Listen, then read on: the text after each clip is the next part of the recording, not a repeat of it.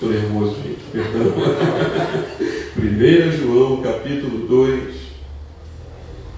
versículos de 15 a 17. Mas antes de começarmos a leitura, meus irmãos, eu queria falar a todos da minha imensa alegria e satisfação de estar aqui nessa comunidade de fé, que toda vez que eu venho sou recebido com tanto carinho, com tanto apreço, e agradecer ao pastor Marco Antônio a oportunidade de vir trazer essa palavra. O pastor Marco Antônio, como meus irmãos acabaram de saber, foi meu professor no seminário, foi meu orientador no trabalho de conclusão de curso. E muito obrigado, pastor, muito obrigado, mestre, pelo seu investimento. Eu espero fazer jus minimamente ao investimento que o irmão fez na minha vida.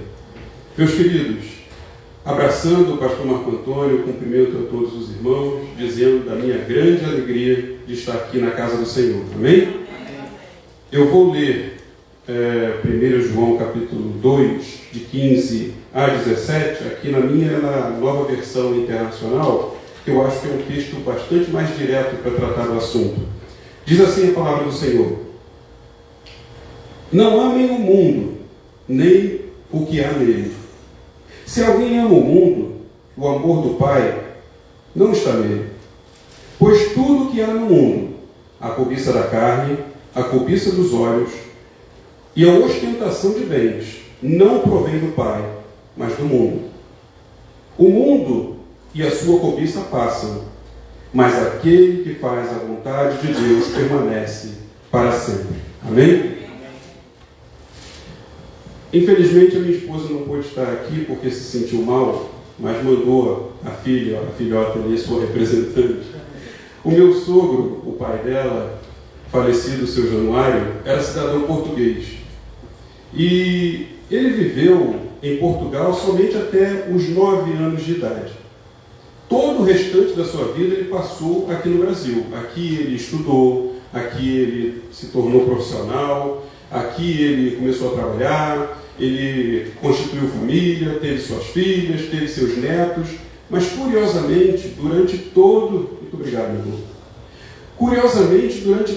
esse período, até o final da sua vida, ele permaneceu cidadão português. Ele não pediu a cidadania brasileira em momento nenhum. E a gente pode pensar, será que ele era orgulhoso? Será que ele se sentia melhor por ser português? Não. É porque ele fazia questão de guardar a sua origem, guardar a sua identidade original. Ele queria que o seu pai e a sua mãe, que ainda eram vivos, soubessem que ele tinha orgulho das suas origens e que esse orgulho fazia com que ele fosse fiel à história dos seus pais, à história dos seus avós, ao legado da família. Não é gostoso, meus irmãos, quando nós percebemos que nossos entes queridos, nossos amigos, aqueles a quem amamos, guardam tamanho amor por nós que queiram manter a conexão com a gente? Não é gostoso quando nós podemos mandar as esposas, os maridos, os filhos a diversos lugares onde os nossos olhos não estarão, mas nós temos a certeza de que o caráter dele e o amor que tem por nós fará com que eles mantenham um vínculo de fidelidade. E é justamente sobre isso que trata esse texto de 1 João capítulo 2, de 15 ao 17, da fidelidade que o cristão tem que ter com a sua identidade celestial. Ele, guardando essa fidelidade, ele tem a certeza de que ele é um cidadão do céu. O texto foi escrito pelo apóstolo João. Eu amo a história do apóstolo João. João era aquele discípulo a quem Jesus amava. A palavra de Deus diz que ele era aquele que vivia inclinado sobre o Senhor Jesus. Em algumas traduções dizem que ele se inclinava ainda mais. Isso quer dizer que aquele menino que devia ter entre 16 e 18 anos, ele literalmente deitava no colo do Senhor Jesus. Tamanho o amor, o carinho, a intimidade que ele tinha. João foi fiel ao Senhor da sua juventude até o auge da sua velhice. Quando ele escreve essa carta, ele já conta com cerca de 80 anos. Então ele já não é mais o garotinho que deitava no colo do Senhor Jesus, mas ele era o vovô João. João, ele chegou a essa idade avançada porque ele foi poupado pelo Senhor Jesus.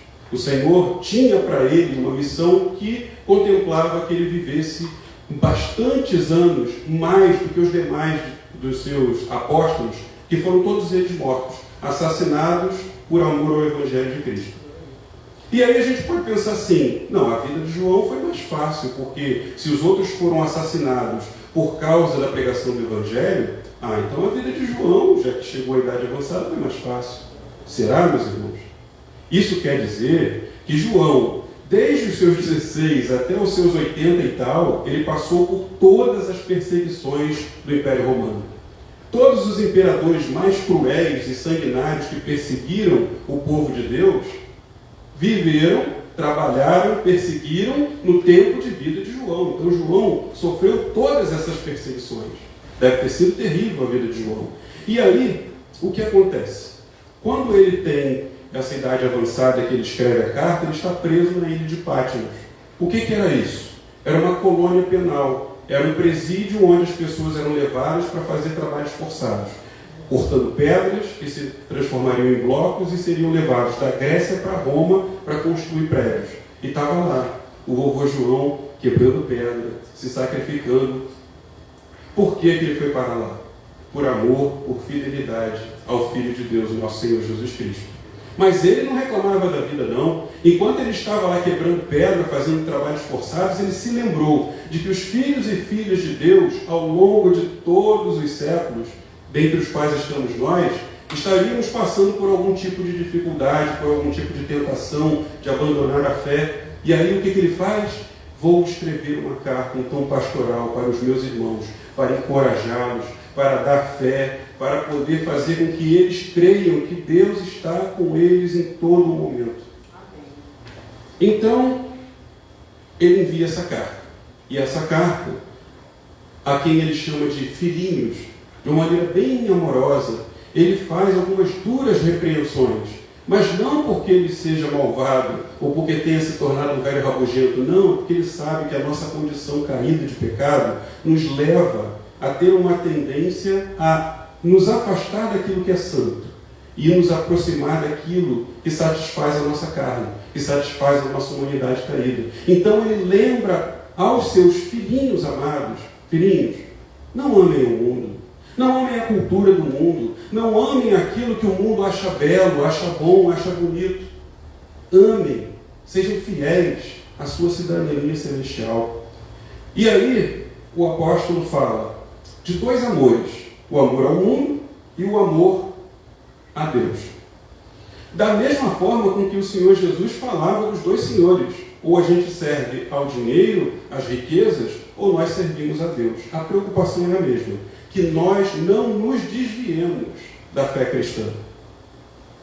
Então, meus queridos, a preocupação principal desse texto que nós acabamos de ler é reapresentar, na verdade, a graça de Deus a cada um de nós, mas nos advertindo da nossa tendência ao pecado, a tentação de ceder ao pecado e a nossa tendência ao desvio da fé, quando nós não temos clareza da nossa identidade, de quem nós somos, de onde viemos e para onde nós vamos. 3 advertências de João. Não trocar o amor de Deus pelo conforto do mundo. Não trocar o amor de Deus pelo desfrute das sensações de prazer que o mundo oferece. E a nossa necessidade de firme decisão de permanecermos perseverantes na fé em Cristo. João, ele nos diz que quando nós encontramos o Senhor Jesus, nós encontramos a vida, a verdadeira vida. E essa vida nos concede uma nova identidade. Nós deixamos de ser cidadãos desse planeta Terra e passamos a ser cidadãos do céu. E como cidadãos do céu, nós temos responsabilidades. Nós temos privilégios, mas temos também obrigações de obediência contínua, de observação da lei de Deus. E isso não é fácil, porque a nossa natureza, repito, é caída. Tudo que a nossa carne pede é o desvio, é a volta atrás, é a desistência do padrão de Deus, que é muito alto, é verdade, mas nós somos assistidos pelo Espírito Santo. Em todas as coisas nós podemos acreditar que o Espírito de Deus nos fortalece, nos guia, nos orienta. Ele está conosco em todos os momentos. E nós precisamos da obediência à palavra de Deus, para que cada dia os nossos ouvidos e a nossa alma estejam constantemente abertos a ouvir o que Deus tem a falar com cada um de nós. A advertência que Paulo faz em 1 Coríntios, no capítulo 10, versículo 7, do perigo de nós cairmos. Porque ele diz assim nessa passagem: quem pensa estar de pé, cuide para que não caia. Repare que ele não disse, quem está de pé, tome cuidado para não cair. Ele não diz isso. Ele diz, quem pensa, quem acha, quem acredita que está de pé, cuide para que não caia. Isso quer dizer que se nós, inadvertidamente, vivermos o Evangelho de forma automática e irrefletida, nós corremos um sério risco de tropeçar e cair. E é tudo o que o vovô João, o apóstolo amado, tem a nos alertar nessa manhã. Viva uma vida de santidade, de obediência, crendo no suporte do Espírito Santo para que vocês não caiam. Já que somos cidadãos dos céus, meus irmãos, que nós não nos comportemos como os cidadãos desse mundo. Porque os valores do mundo cristão, os valores da nossa pátria celestial, são pureza, perseguição da santificação, amor ao próximo e um amor abnegado, pensando mais no próximo do que em nós mesmos. Mas os valores do mundo são o inverso. O mundo pensa em prazeres, dinheiro e poder. É uma agenda completamente diferente da agenda do céu. Isso significa, meus irmãos, que não é aderindo a um pensamento político, de um político A ou B, que nós teremos valores mais concretos. Não é isso. A palavra de Deus nos desafia a viver de uma maneira completamente diferente do mundo, baseada na santidade, baseada no amor e, sobretudo, crendo que Jesus Cristo nos advertiu que Ele está conosco todos os dias até a consumação do século. O que nós temos que fazer a cada dia é pensar, à luz da Bíblia, à luz da palavra de Deus, de acordo com a presença e a manifestação do Espírito Santo de Deus em minha vida, o que eu devo fazer nessa situação do meu trabalho?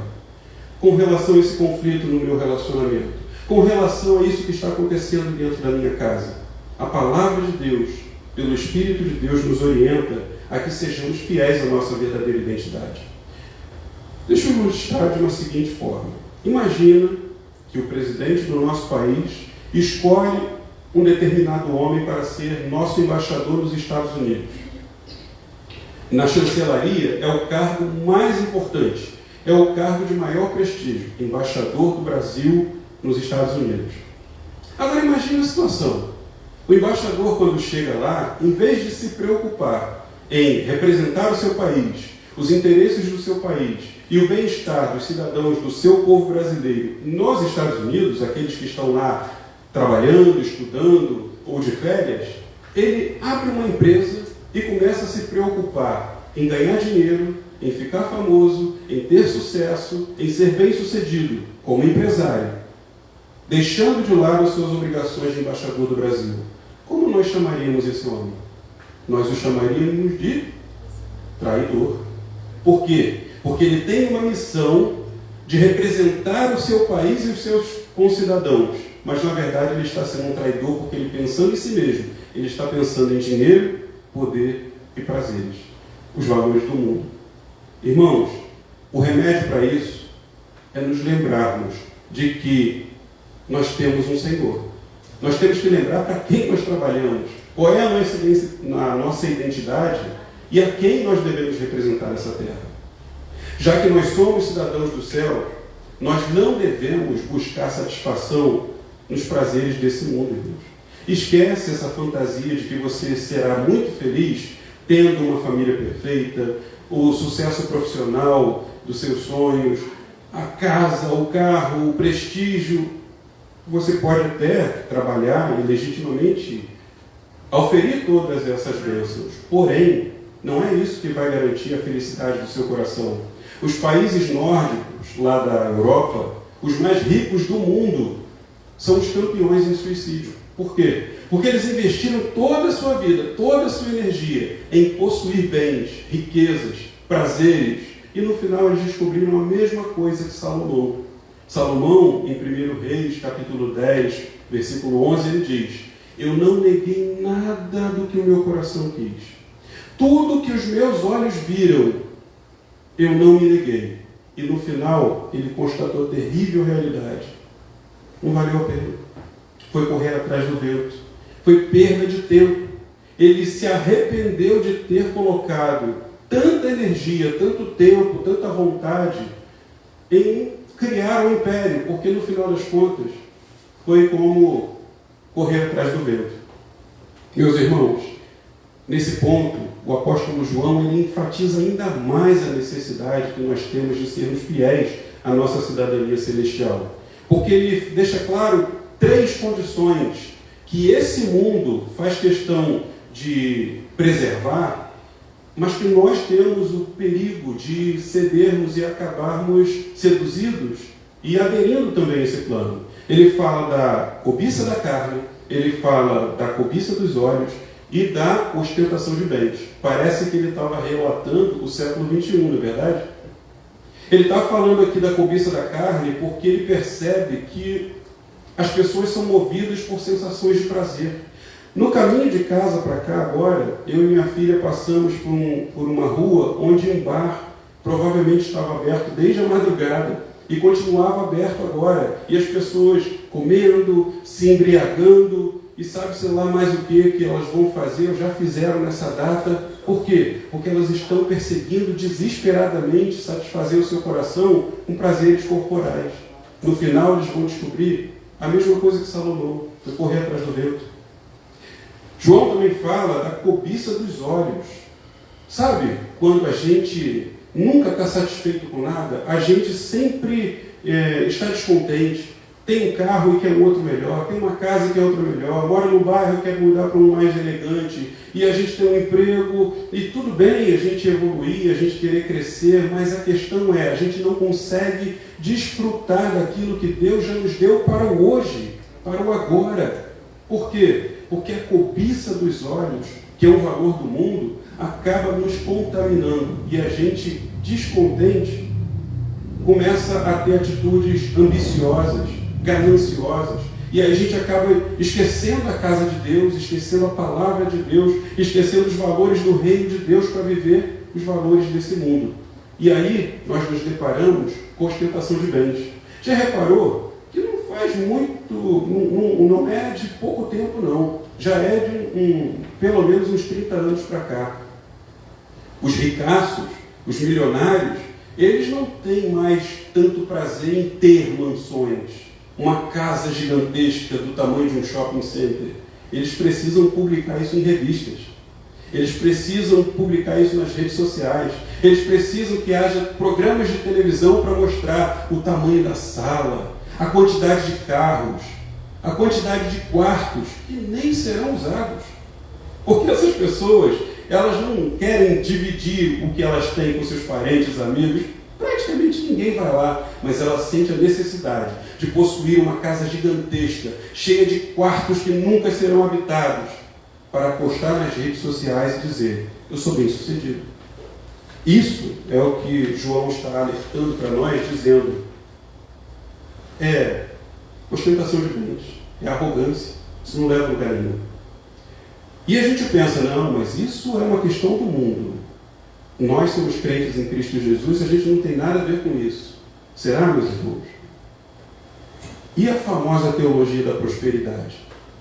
Dê o seu tudo, porque a tua fidelidade vai mover os céus e Deus vai fazer você virar um empresário, uma pessoa bem-sucedida, e você vai arrebentar. O que é a teologia da prosperidade? Se não a cobiça dos olhos, a cobiça da carne, é a ostentação de bens, transformada no formato evangélico. Irmãos, o remédio para isso é lembrarmos que tudo é dele.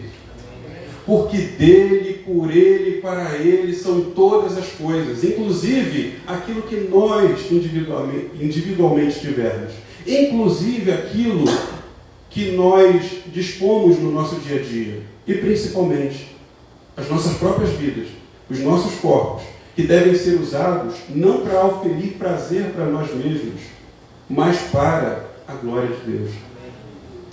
Se somos cidadãos dos céus, meus irmãos, devemos perseverar na fé obediente.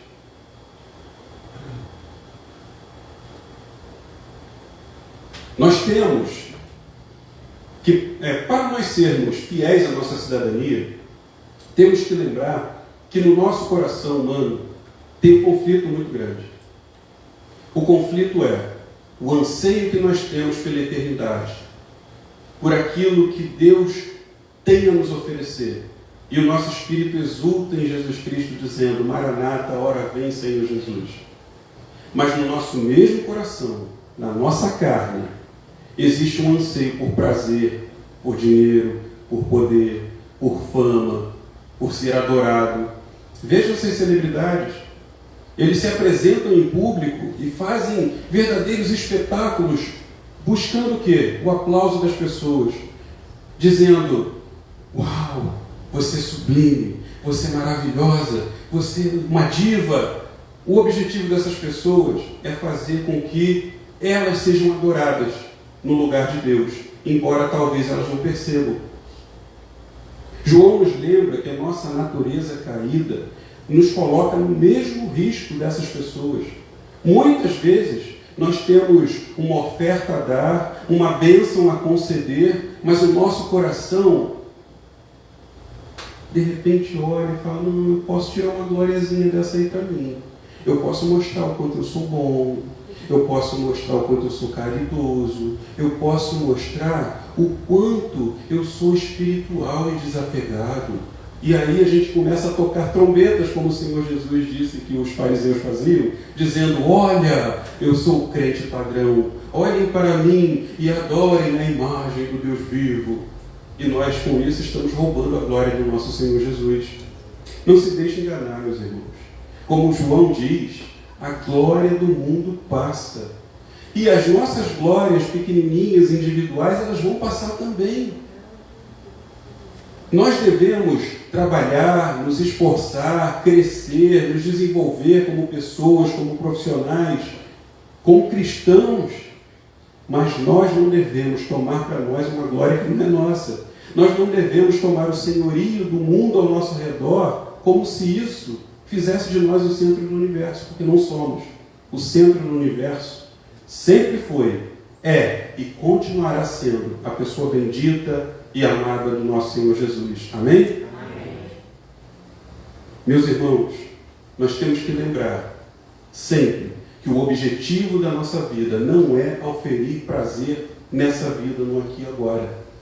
Nós temos uma origem, nós temos uma identidade, nós representamos o Rei dos Reis, o Senhor dos Senhores, o Imperador de todo o universo. E a nossa vida, ela é vivida para a glória dele. Mas aí você pode pensar assim: tá bom, pregador, eu entendi o seu ponto, mas a questão é, como é que eu faço isso ganhar vida na minha vida, no meu dia a dia? Quando eu estiver na escola, na faculdade, no trabalho, quando eu estiver de frente daquela vizinha chata, fofoqueira, que sabe mais da vida dos outros do que da dela mesma. Como é que eu ponho isso em prática? Meus irmãos, a primeira questão é: já que vocês não são desse mundo, não pensem como as pessoas desse mundo pensam. A palavra de Deus em Romanos capítulo 12, 2 diz o quê? Transformai-vos pela renovação do vosso entendimento. Nós temos que ter pensamentos bíblicos. O que nós pensamos a respeito de casamento, de aborto, de divórcio, de eleição política, o que nós temos a dizer a respeito de relacionamentos com filhos, com pais, com parentes, com vizinhos, tudo isso tem que ser mediado pela palavra de Deus. Porque senão nós vamos reagir no automático. E reagindo no automático, nós estaremos reproduzindo o valor do mundo. Transformai-vos pela renovação do vosso entendimento. Pense biblicamente. E também, Colossenses 3,2 diz que nós temos que pensar nas coisas que são do céu e não da terra. Isso quer dizer que nós temos que ter o compromisso de espelhar na nossa vida a nossa identidade do céu.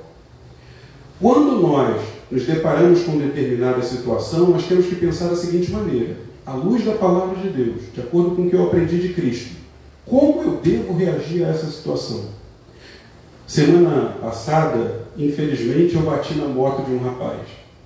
Eu danifiquei uma peça lá que não era barata e eu tive que comprar outra para ele.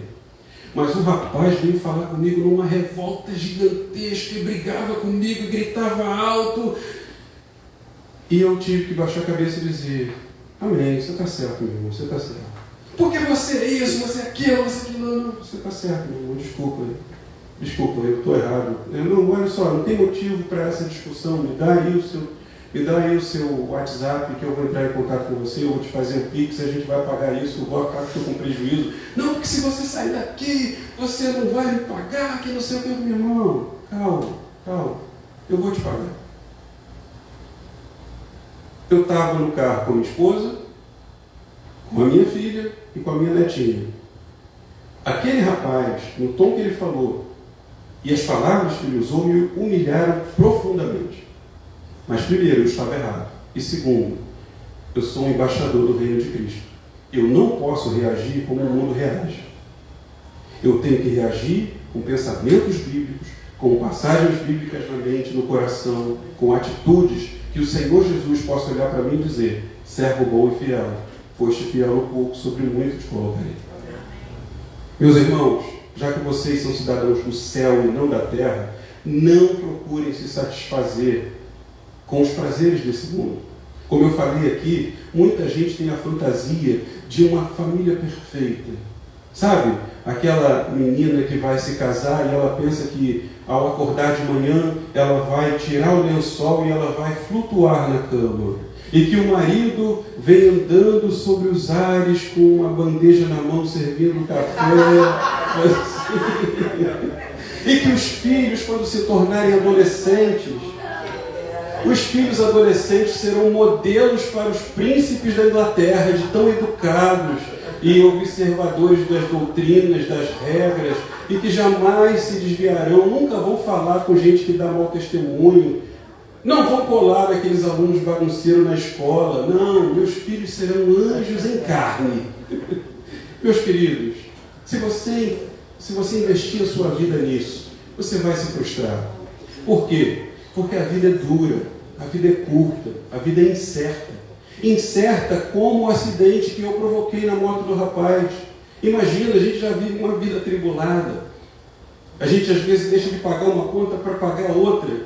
E aí eu bato na moto do rapaz e a situação ainda piora. Eu fico sem pagar uma conta para pagar outra, ainda tenho que pagar com prejuízo.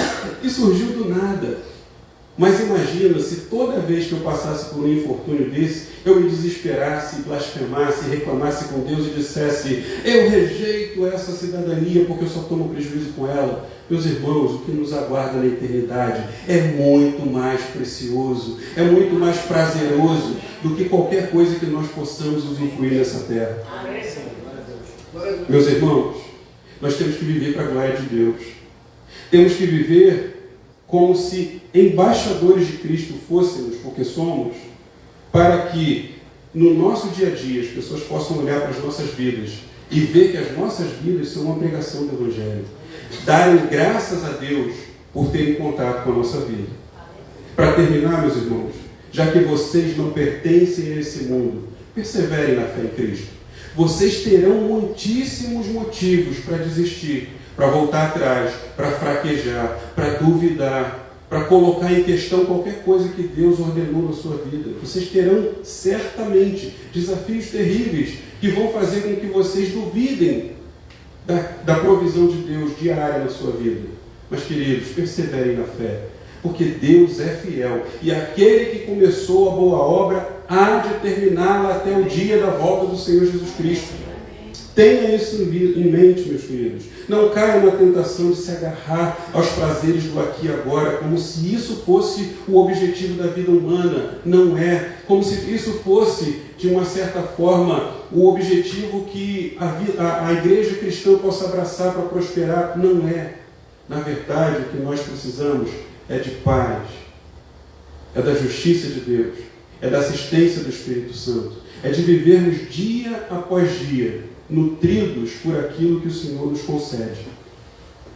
Temos que viver, meus queridos, na expectativa de que o Senhor Jesus está às portas, e de fato Ele está.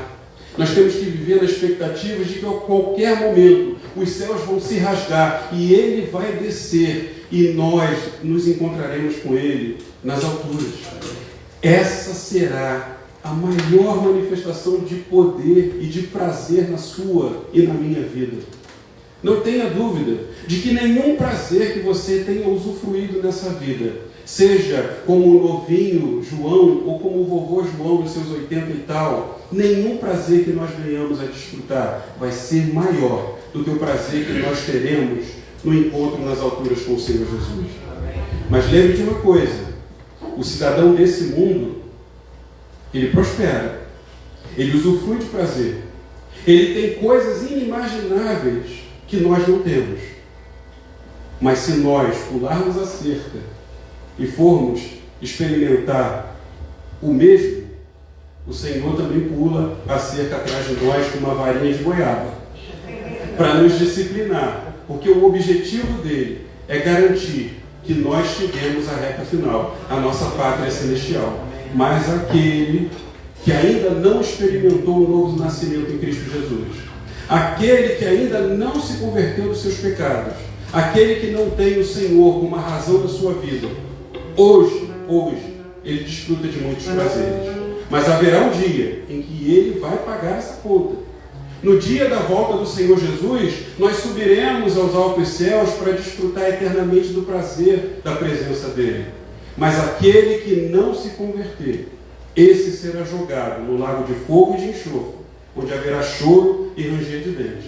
Por isso, aceite o convite do Senhor Jesus, que diz: vinde, benditos de meu Pai, vinde a mim, encontrar descanso para as suas almas. O Senhor Jesus tem vida abundante para você, uma nova identidade, prazeres infinitos na sua alma, que vai fazer com que a sua vida tenha sentido, tenha razão, tenha motivo de glória. Amém? Meus queridos, muito obrigado de coração pela atenção de todos os irmãos, pela oportunidade de ministrar essa palavra. Muito obrigado mais uma vez, pastor Marco Antônio. Que o Senhor nos abençoe e nos guarde agora e sempre. Amém?